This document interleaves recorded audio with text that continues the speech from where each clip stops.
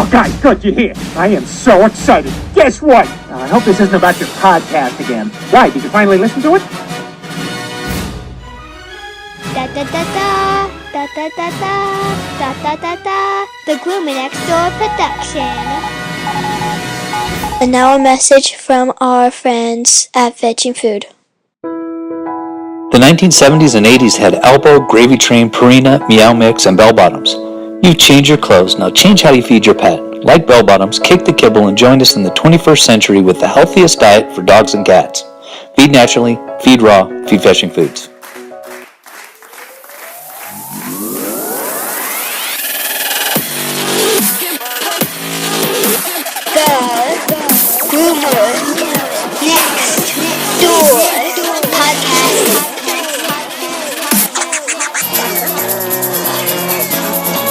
From Missouri. That's all I know. Hello, pups and kittens, and welcome to another fun-filled and informative episode of the Groomer Next Door podcast. I'm your host, Chris Green, and joining us this week, she's a doctor, she's an entrepreneur, she's a delightful Canadian. We are joined by Shannon Faulkner. She is the co-founder of Because Animals and a delightful lady to be able to sit down and talk with. But before she comes in, let's actually go into our fact of the week. Now, this is something that really does interest me. No, don't worry, folks. I'm not going to do a series on it. Seaweed in dog food. Seaweed is a popular nutritional supplement in natural dog foods. Although there are a wide variety of edible seaweeds, kelp is the most common one used in dog food. Seaweed is a good source of a huge range of minerals, including calcium, iron, magnesium, and many, many more.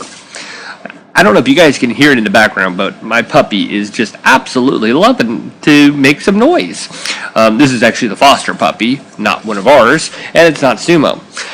Well, by that sound, Shannon is about to enter the podcast studio. Hopefully the dog will be nice while we're here. So with that said, welcome Shannon Faulkner from Because Animals to the podcast.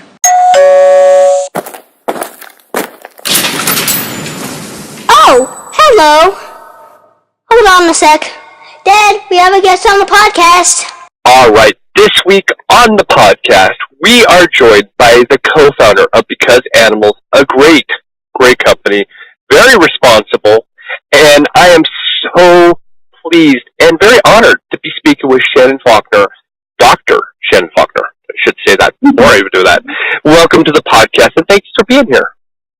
Thanks a lot, Chris. It's very nice to be here. It is a pleasure, and I will say it while we're recording, it is always a little intimidating when one of the founders is on the line, so I always tend to kind of get a little bit shy, so that's just my little nature, but it's going to be an absolute pleasure. Oh dear. Okay. Well, no. Thank you very much for having me. I'm excited to be speaking with you. So. It's a pleasure. Well, tell us. You have a very interesting origin story, being that you're a doctor. So, tell us your origin story and how you became a doctor and who Shannon Faulkner really is. Okay.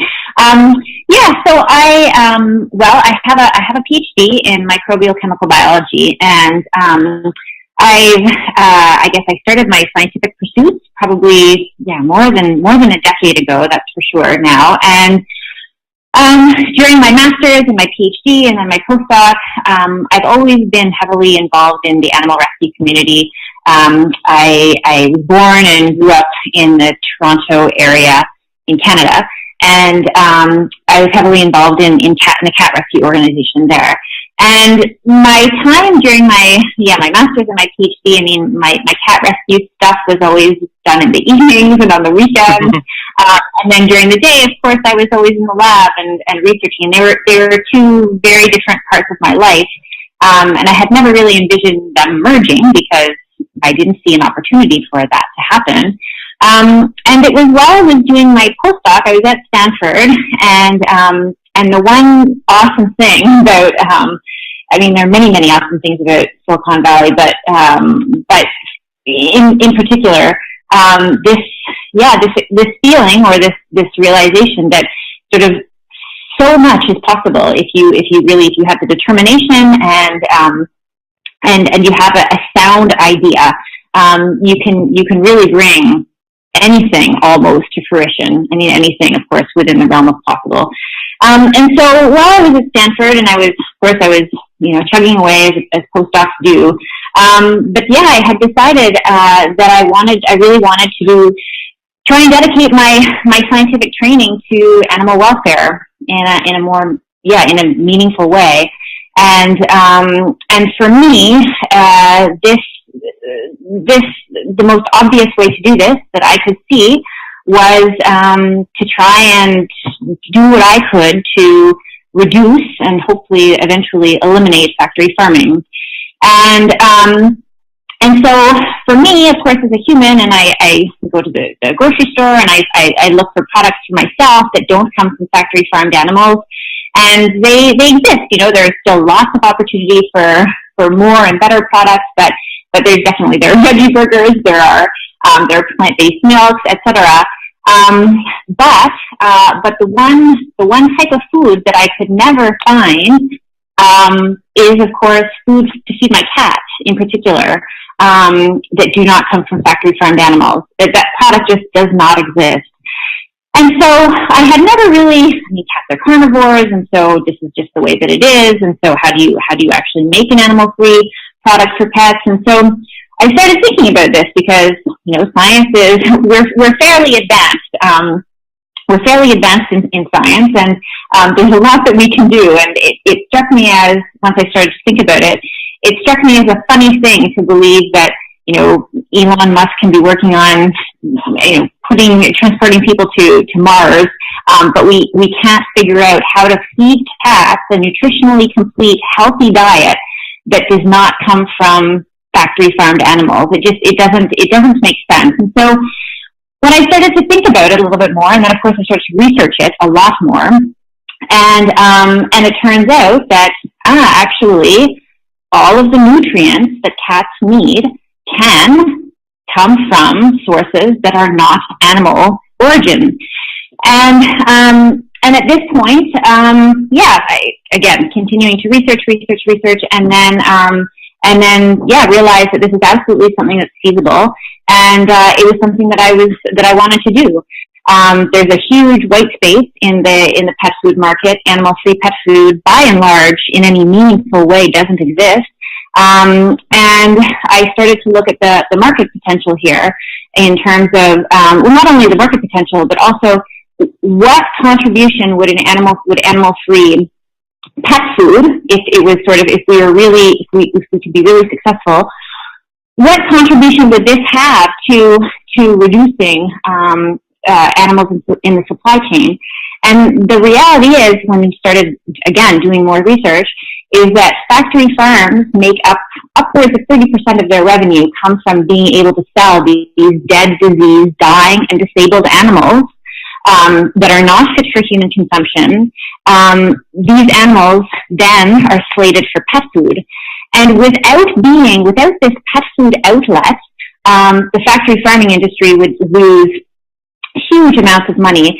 On top of losing money, they would also have to pay for all of these, again, it's called 4D meat. So these dead, diseased, dying, and disabled animals they would have to pay for them to be disposed of through biohazardous waste, which would be extremely expensive.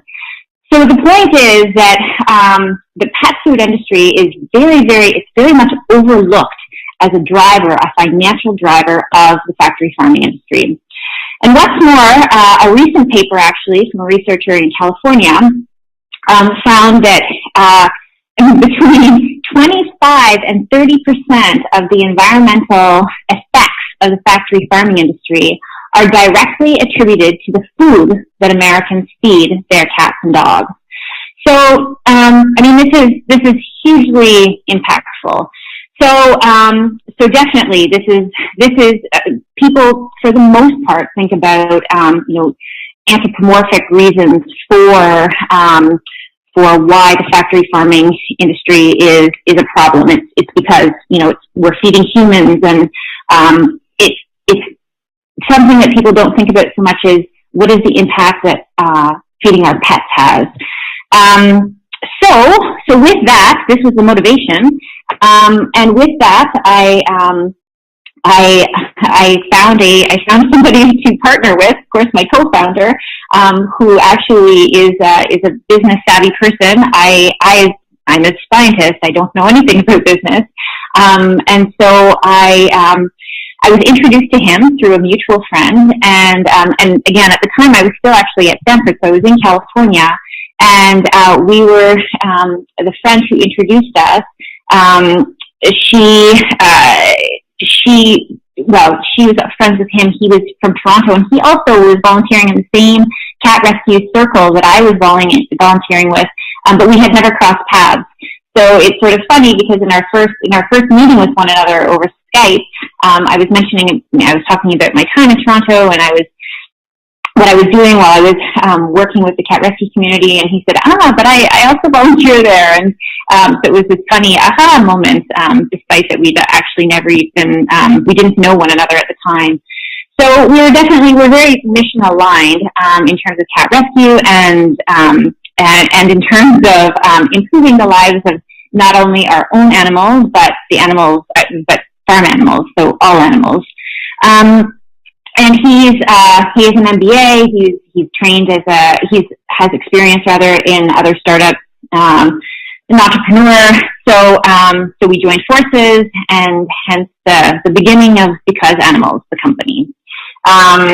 Sorry, and I can't even remember what your first question to me was. I've just been blathering on. No, you've done great. Okay. The origin story, and you brought us into the actual origin story of Because Animals. So that's great. I didn't need to stop you in any way. Okay, good. Okay. Yeah. So that's how it all began. Mm-hmm. That is, it's so funny because we're kind of aligned here, and we haven't even had this discussion, which is kind of odd, but you saw the science, and I'm starting to see different things of alternatives as well that nobody wants to talk about, and I'm finding it to be almost kind of questionable. Like, wait, we have ways to actually source clean sourcing, not just, coming up with a food product or a protein that'll be sustainable barely, but there are ways, and you saw it a while back ago, and yet think about it this way: a decade has passed and nothing has changed in the pet food industry, which is even more sad. No, the pet food industry is one of these. It is one of the industries that is very. It is very behind the times. There's not a whole lot of innovation happening in the pet food world. That is for sure. Yeah.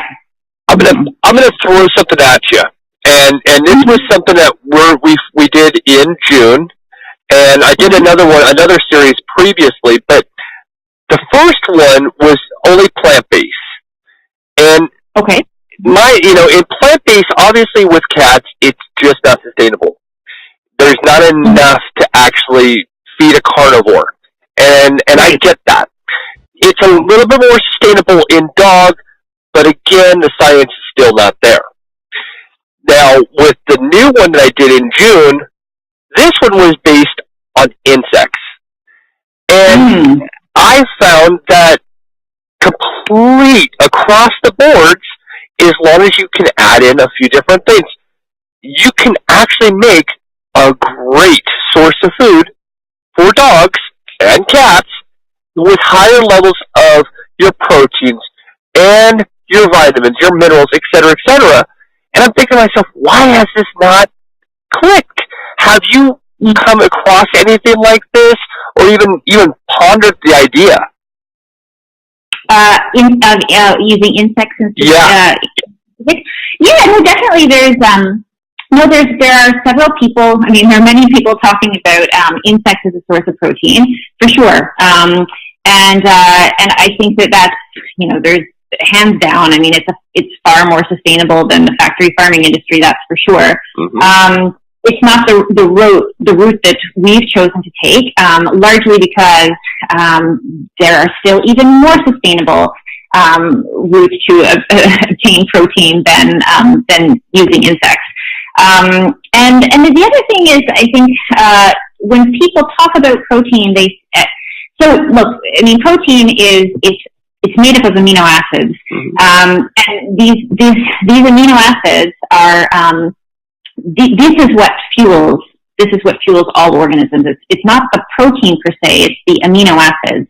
So you could, in theory, we could all just eat. I mean, if everything is, all of our nutrients are provided in the appropriate concentrations and so on, as long as all those amino acids are there in the right proportions necessary for whatever the species is we're referring to, then that's all you need. So this idea of protein, I think there's because I hear people talking about it often in terms of animals need animal protein. Well, not quite. What animals need, they need amino acids that are in a particular ratio that tends to be different than that ratio of amino acids that tend to be found in plants. But that's not to say that you can't then take, those amino acids that tend to be low in plants and add back, augment whatever food that is with those particular amino acids of interest. So yeah, it's and the other thing is, I mean, especially with respect to cats, when people are talking about animal protein, and I think that the one thing that people are hung up on more often than anything else is taurine, and that cats need taurine. But taurine is not. So taurine is not it's not a protein. It's not even an amino acid that is incorporated into protein. It does have an amino group on it, but it's not a typical amino acid in that it is not part of protein. Anyway, chemically it's referred to as it's a sulfonic acid. But the point is that it's actually, people tend to lump it together with protein, and that's not true. And taurine is it's a molecule that is readily and easily synthesized. And in fact, commercial cat food right now, the taurine found in commercial cat food, the majority of it does not come from the meat ingredient in that commercial cat food. That taurine, because it's highly water soluble, and in the extrusion process, in the manufacturing process, most of the taurine that would have been found in that meat is lost. So taurine, the synthetic version of taurine, which is identical, by the way, to the biological version of taurine, that taurine is added back to the food. So taurine in commercial cat food does not come from meat, which I think people tend not to, because this is I hear this all the time. Cats need taurine. They absolutely do need taurine, but it doesn't need to come from meat. And in fact, all of our cats are an excellent illustration of how they can live long, healthy lives without taurine coming from meat, because if they eat a commercial cat food diet, they are not getting taurine from meat. And I cannot even remotely object. See, I'm not a big fan of any commercial cat food out there.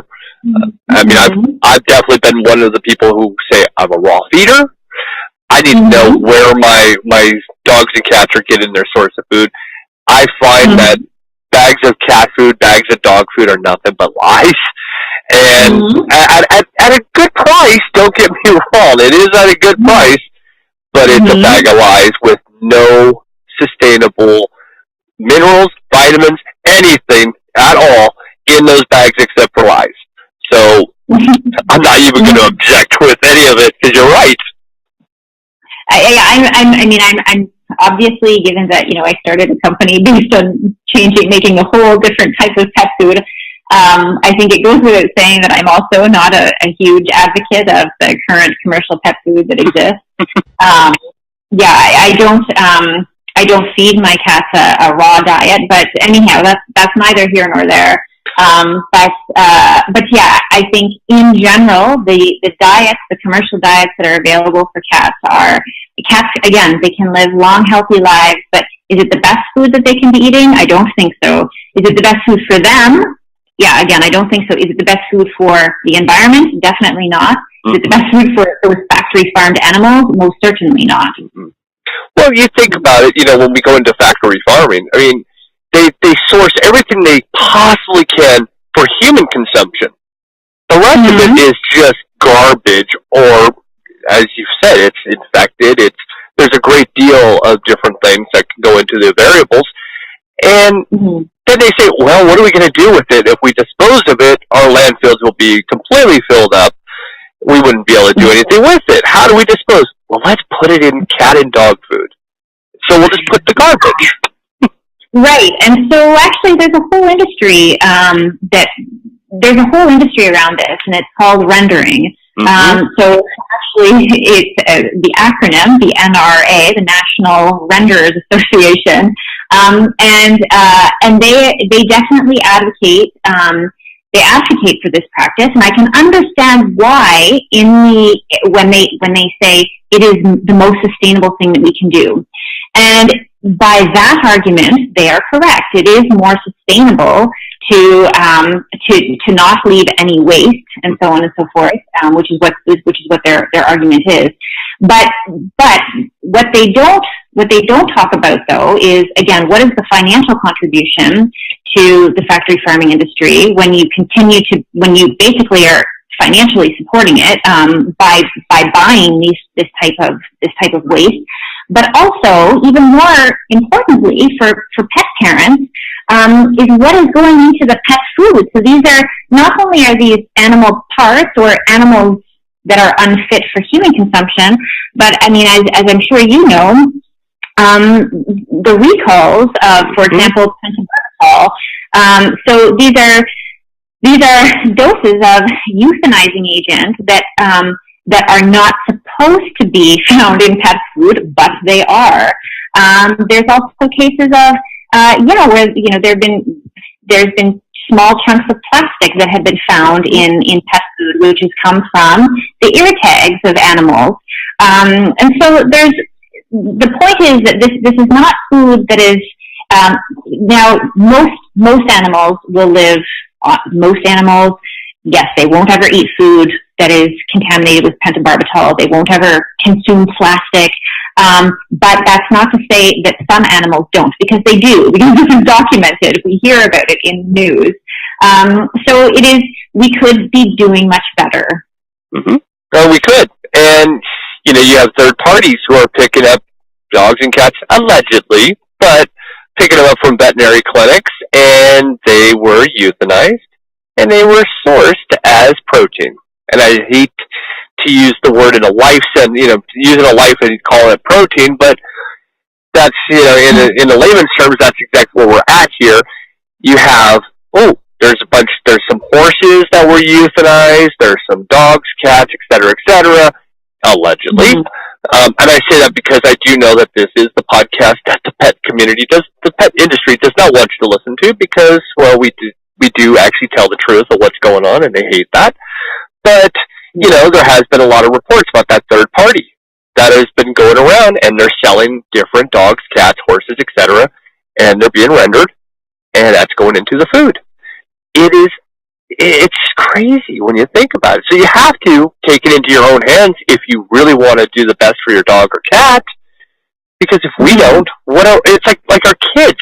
If we don't do the best for our kids will probably eat ice cream and lollipops for dinner. That's right. But then again, dogs and cats do source pretty well when they're out in the wild, so maybe a little bit better. But, yeah. Yeah.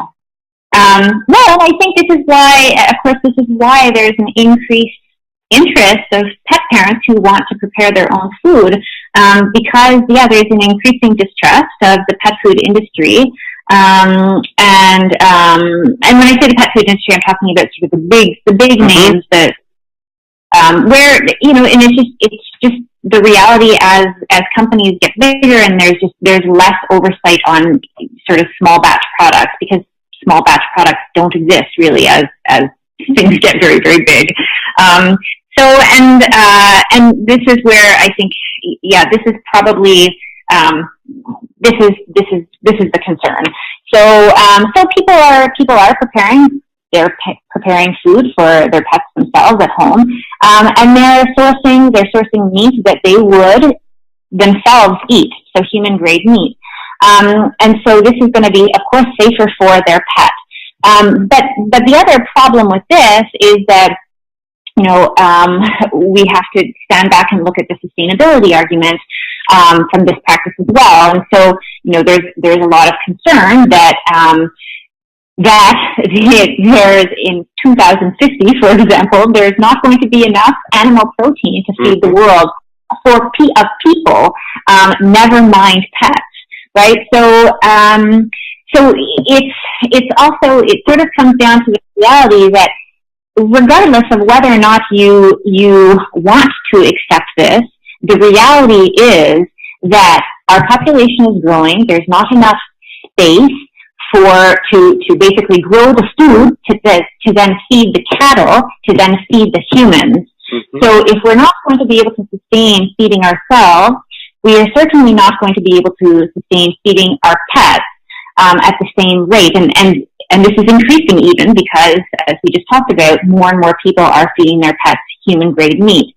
So regardless of whether or not you like it, things have to change. We have to look for alternatives. That's just the way that it is. And that's exactly why the whole thing I threw out the insect is because the UN had said, 2013, they said by 2050 we will just not be able to sustain. So we need to find alternatives. When I actually saw that, of course, I sourced 2 out of the 3 interviews one came from Toronto, the other one I think came from Montreal.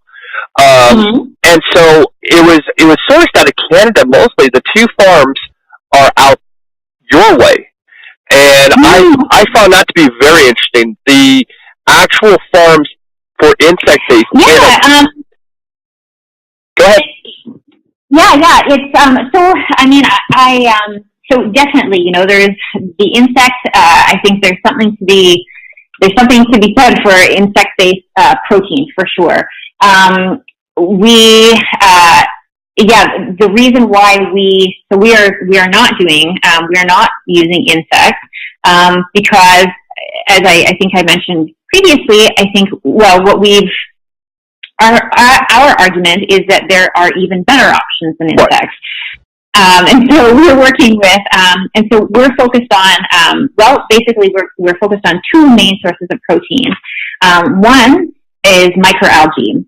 So microalgae, so in particular spirulina, it's been recognized as by the UN.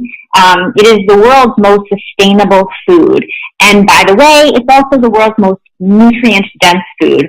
So spirulina has between 60 and 80% protein, versus beef, for example, which might be between 20 and 40% at the most.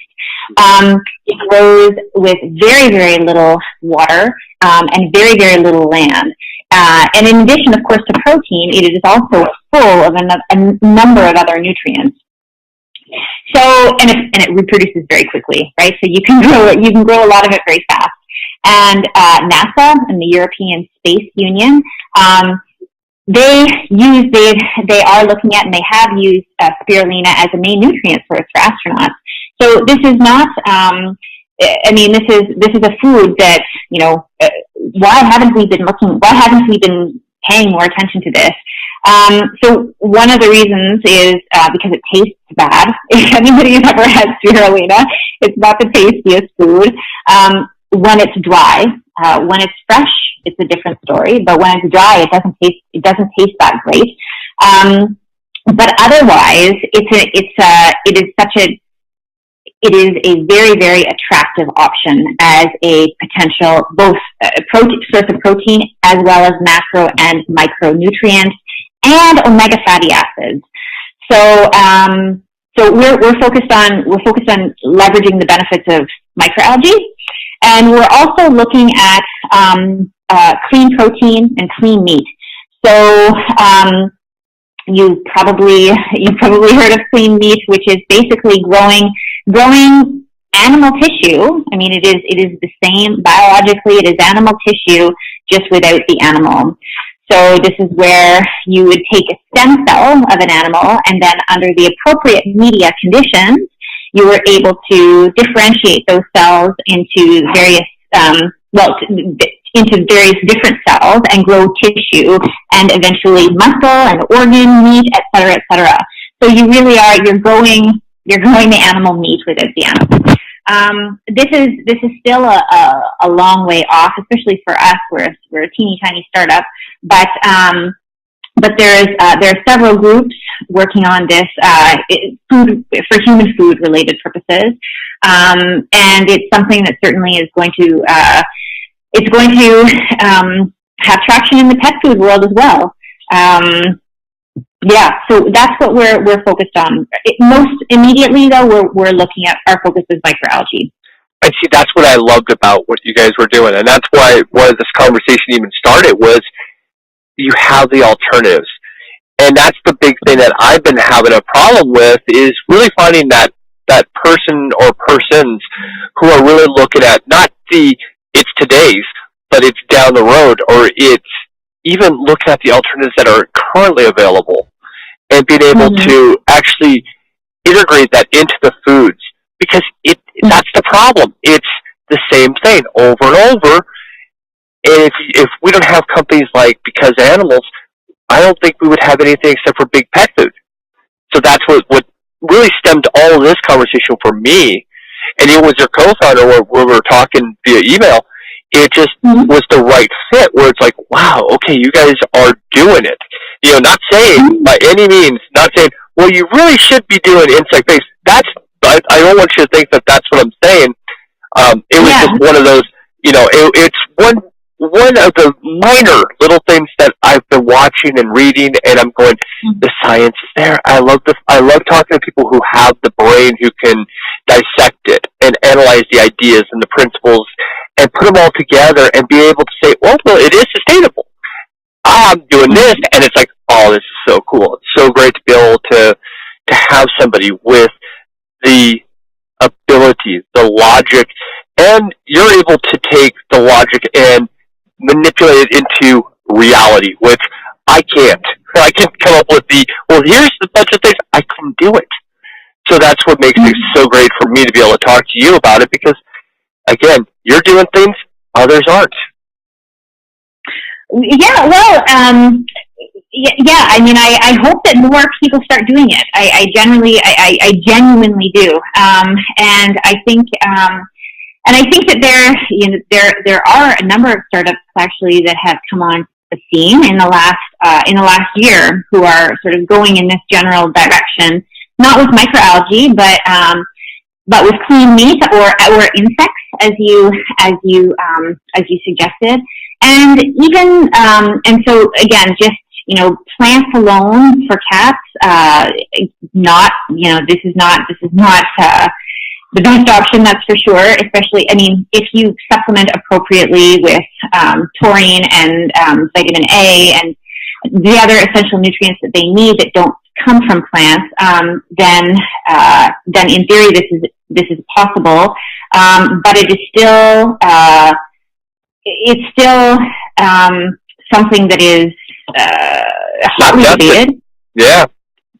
Yeah, it's definitely hotly debated, and also the other big issue is that there's a palatability thing, and so cats don't like it.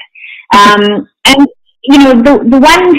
something that I like to sort of remind people of, especially veterinarians who really are firm believers that animals need meat. Of course, what I like to say is remind people that animals need nutrients, like all organisms. We need nutrients. We don't need ingredients. So let's focus on the nutrients. But also, let's look at the hypoallergenic diets that exist. So the main allergens for cats and dogs, the main skin allergens, are they're proteins from chicken and from beef. And so these hypoallergenic diets, they come in a variety of forms. So there's definitely you can find hypoallergenic diets that just have more exotic animals. But one of the hypoallergenic diets from a very big, very reputable prescription diet company for cats is a meat-free diet. So this is sold in veterinary clinics, and I don't know if vets are just not looking at the label or what.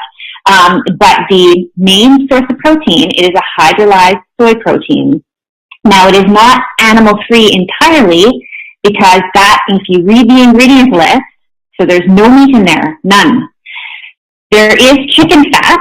Now, this chicken fat is not a source of any nutrients. This is in there as a palatant. This is in there to make it taste good for cats. It is not providing any essential nutrition for cats. The other animal ingredient in there is fish oil. But, as probably some people know and others don't know, those omega fatty acids that fish have, that animals can get from eating fish, the fish don't make them. The fish, these omega fatty acids are not synthesized or made by fish. They are actually made by microalgae that the fish eat. So the fish eats the microalgae that make these omega fatty acids, and it is stored in the fish, and then we, or the animals, eat it and then obtain the fatty acids. But we could just go directly to the source and eat the microalgae and bypass the fish entirely, which is what we're essentially doing by using microalgae as one of our main protein sources. It's also a source of omega fatty acids as well.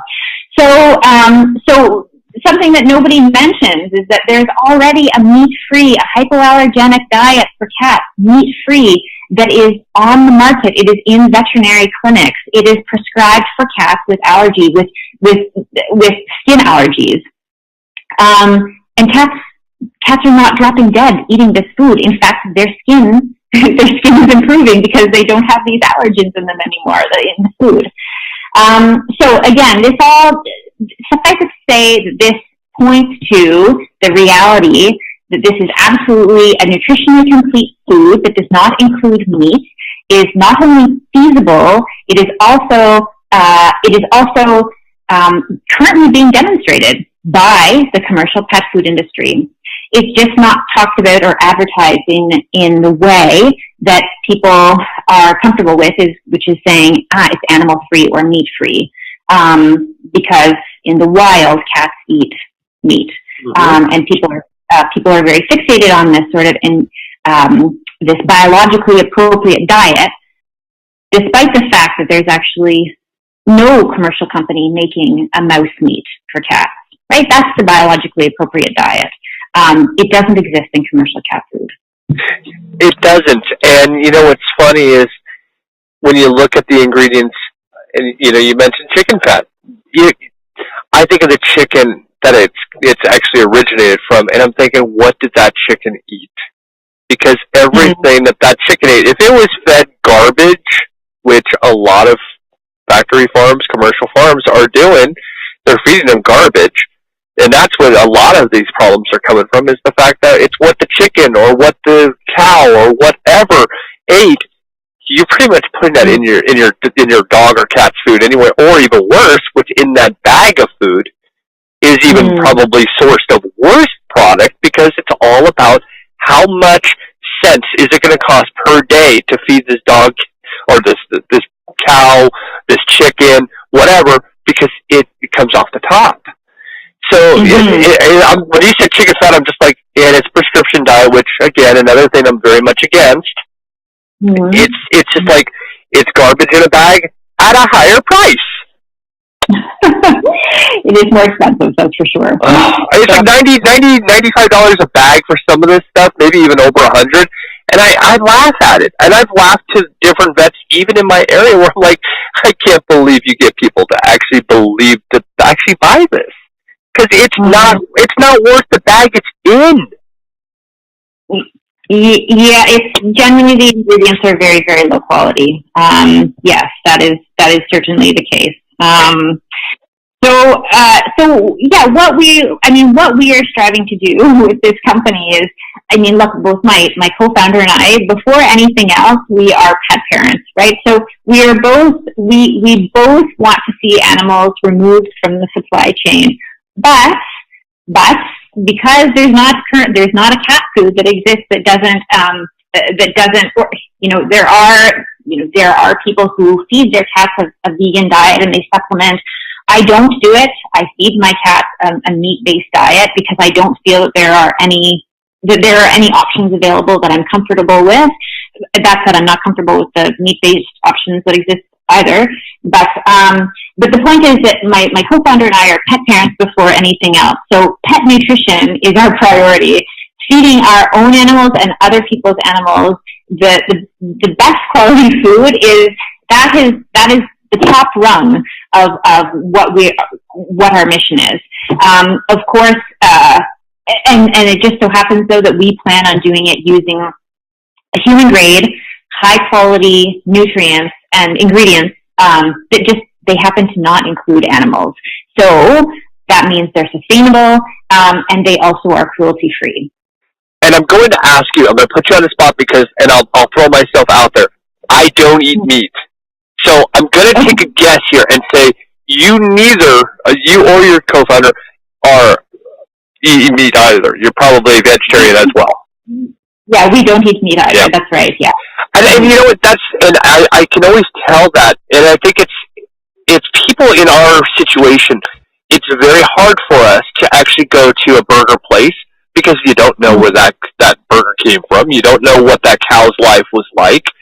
It's a little difficult. And as pet parents, we realize that our furry friends, they're carnivore. That's just it. We can't change that. So to be a pet parent, we have to understand that. That doesn't mean that we're going to eat it, but they have to.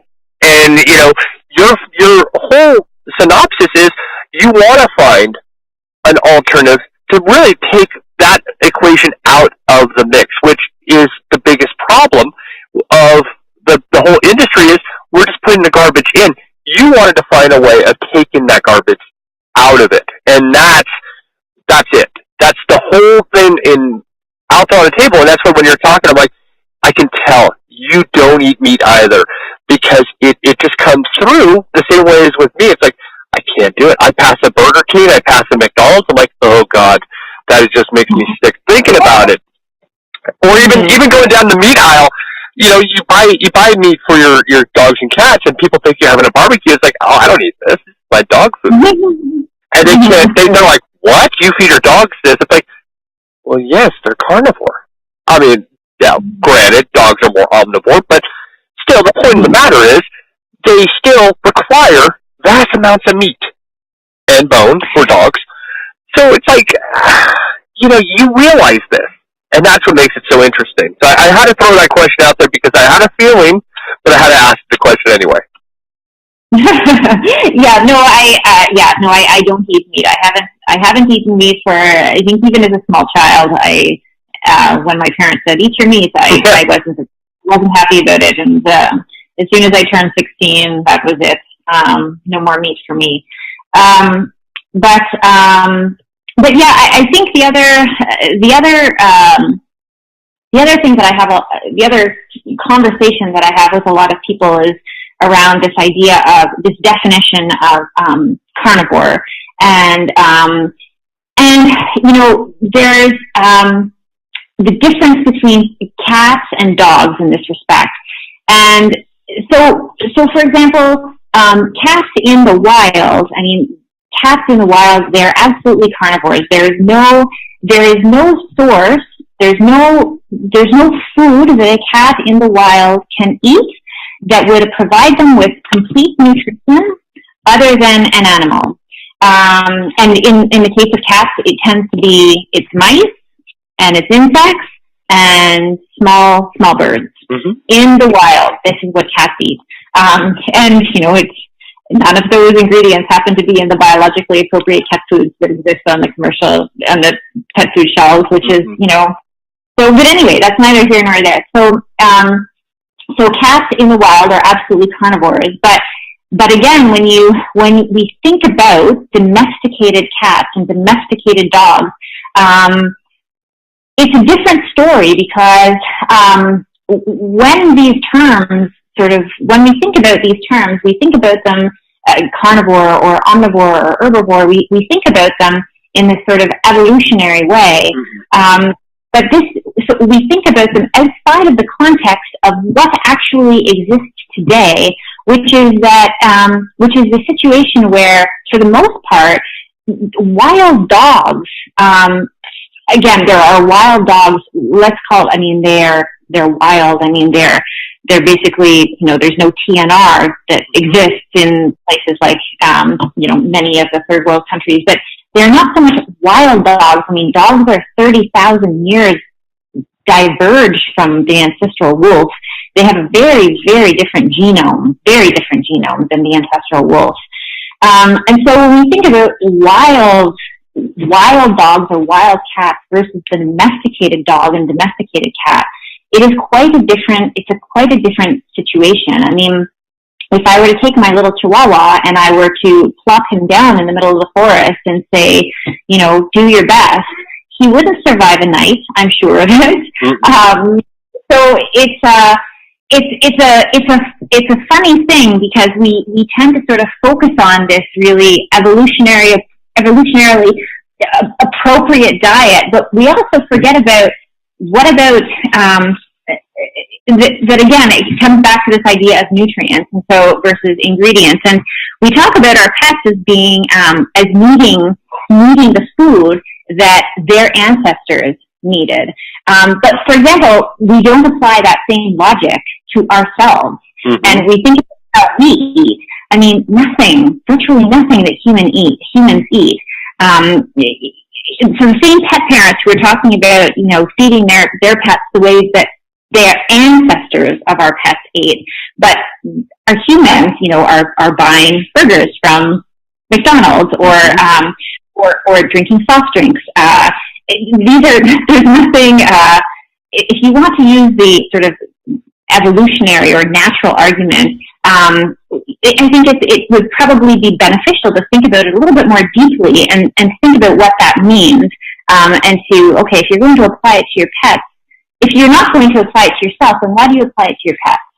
Right. So, anyhow, it's so I think what we're that was a bit of a tangent, but yeah, back to this idea that at the end of the day, the reason why we're doing this is because the food that animals currently get, it's not going to be an option in 50 years from now because the factory farming industry and the way that the human population growth curve is going, it's just going to preclude it. So we need to start looking for alternatives right now, and we need to figure out how to solve the problem before the problem becomes a really, really big problem.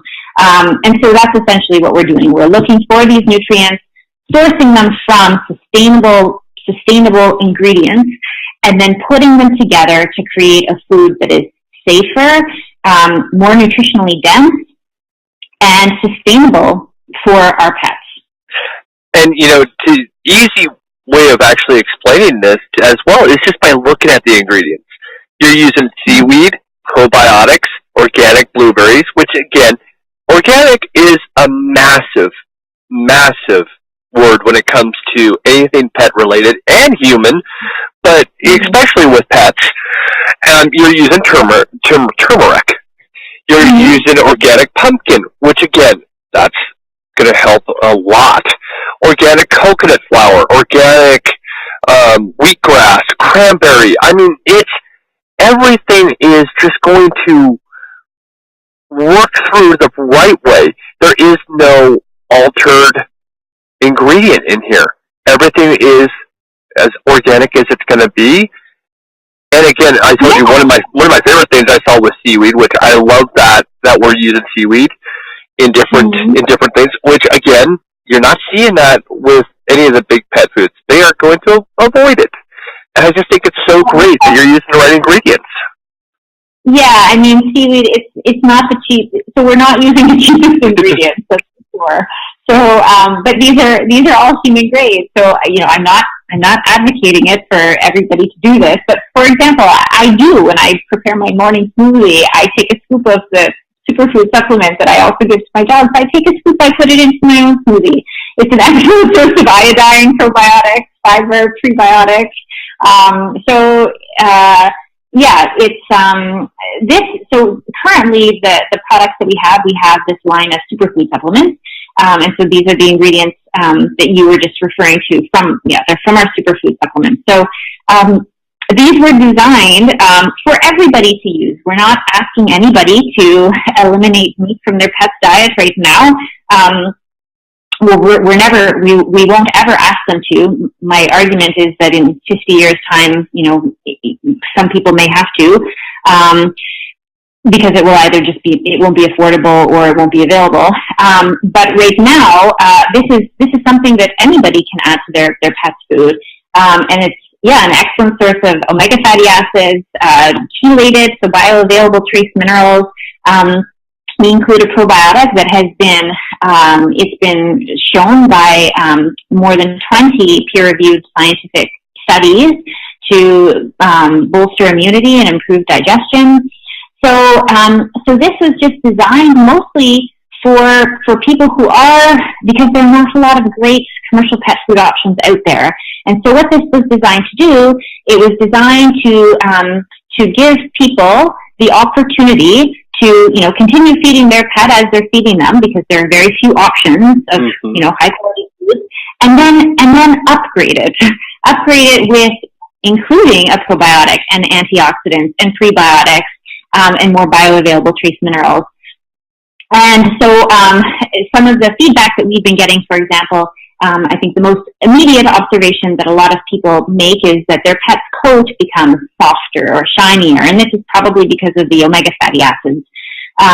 Some people have even reported that their dog, who otherwise had some mobility issues due to arthritis, is a little bit more mobile, or stomach problems, so diarrhea has resolved, so stools have become firmer.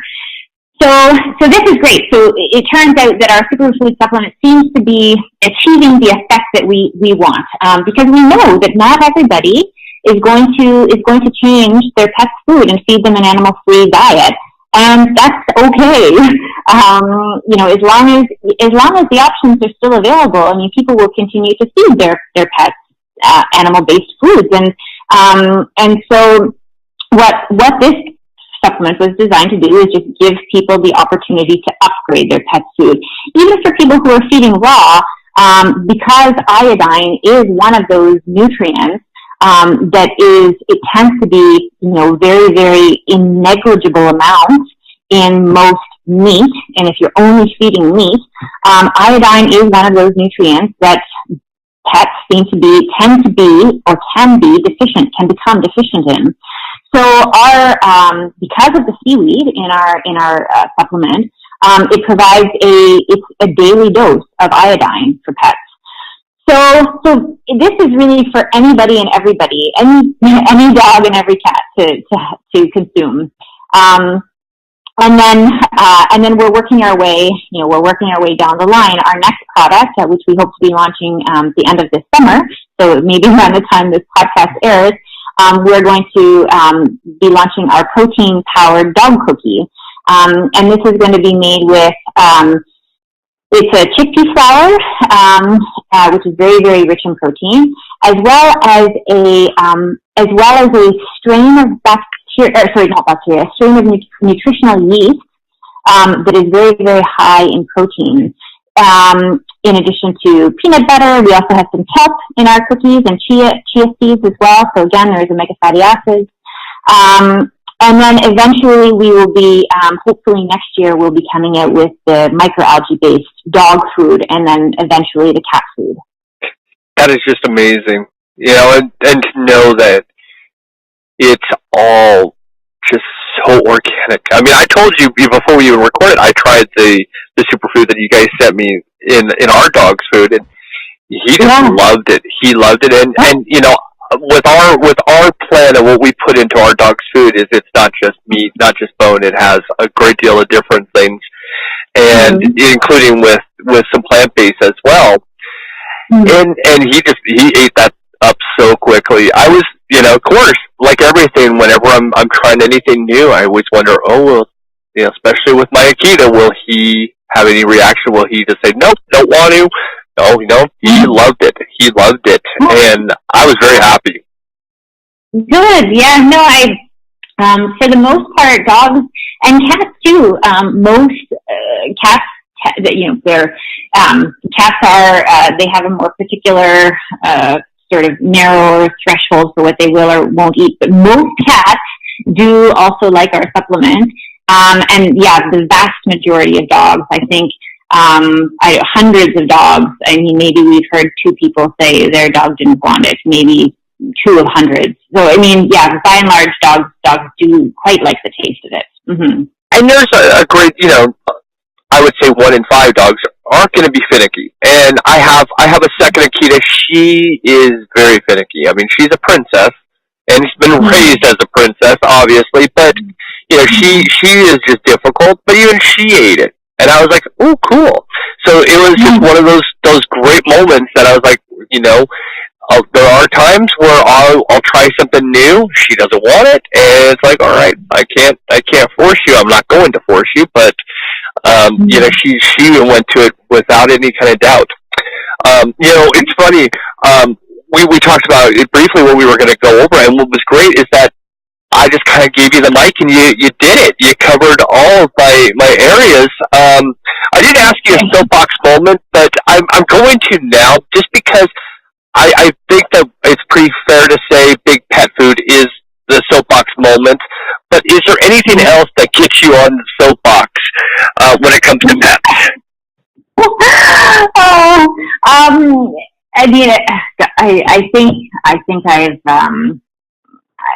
I think I've sort of covered it without trying to sound too soapboxy, but maybe I did. But yeah, I think for me it really, I get frustrated when I feel as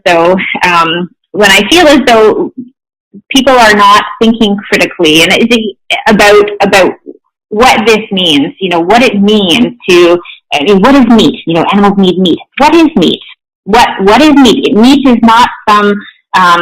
It in and of itself is not a nutrient, right? Meat is made up of many, many different things. Meat is sort of but a matrix that delivers a number of these different nutrients. And so, especially when we're talking, especially with veterinarians who are scientifically minded, let's think about this before just making a statement. Think a little bit about what you're saying, whether or not what you're saying is actually true, and what do we know about that argument? Do we know that it's true? And if we know that it's true, what is the data that supports that it's true, or that it refutes that it is not the case? So no, I think I've sort of said my piece. I don't consider it to be soapboxing. I consider it passionate. But, there is that moment that it's always fun to talk to somebody and say, what is your moment? And I'll hear it occasionally when people say, well, I really don't have one. And by the end, they have had like 4 or 5. And they'll go, I guess I did have a soapbox moment. It's like, that's called passion. You actually care about a subject. Where it's, so you're like, oh, it's terrible how XYZ is. But what are you going to do? No. You're actually doing something to make that difference. And so you're passionate about it. And for that, I give you big kudos. Well, thank you. I mean, we hope that we're doing something about it, but ultimately, we can't do anything, unless we align with so many other people who hopefully sort of can see it through a similar lens to us, but that's not to say I welcome opposition as long as it's rooted in logic and reason. Then I welcome it. When it's not, then I have very little time. And I completely understand it and agree with it. I mean, I had to grow a great deal of tolerance while doing this podcast, because it was black or white at the beginning when I was like, well, no, you can make a difference. And then I realized that, well, maybe not everybody realized there's a problem. It took me a long time to figure out that there was a problem. And then, of course, this started. But you know what? When you figure it out that, oh gosh, this is a real concern, a real problem. And then again, you're seeing it from a larger picture where, it's just not sustainable anymore. And in a few decades, going out and having a steak is probably going to be almost impossible, or, like you said, very expensive. It's kind of crazy to think about that. So, yeah, I get it. Is there anything we didn't cover? I mean, I think in particular, as of in regards to this particular topic, I think we've covered the gamut.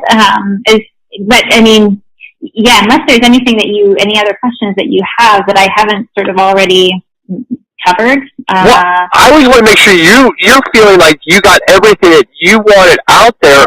Only other thing I would say is best way for people to contact you to actually order your products. Sure. So I think the best way is for people to visit our website, which is it's just www.becauseanimals.com. And from our website, they can order our products.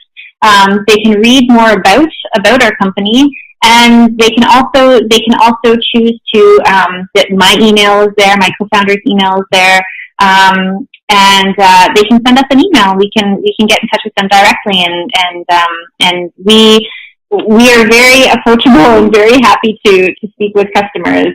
We will respond directly. So very happy to hear from anybody who has questions. And of course, you can check them out on Facebook, which is probably where I saw you guys originally. I think is where it came up for me. Yeah, we're on Facebook. Mm-hmm. Well, thank you, Shannon, for being on the podcast. I really appreciate it. If you come back anytime, tell us about new things that are coming around, what you're working on. You're always welcome. Doors always open. And I appreciate you being on. All right. Well, thanks very much, Chris. I appreciate the invitation and you providing me with the opportunity to talk your ear off for an hour. So thank you. It's been fun. Well, I'm Chris Green. Have a fantastic week. Bye-bye, everybody. Okay, gotta go in my bedtime.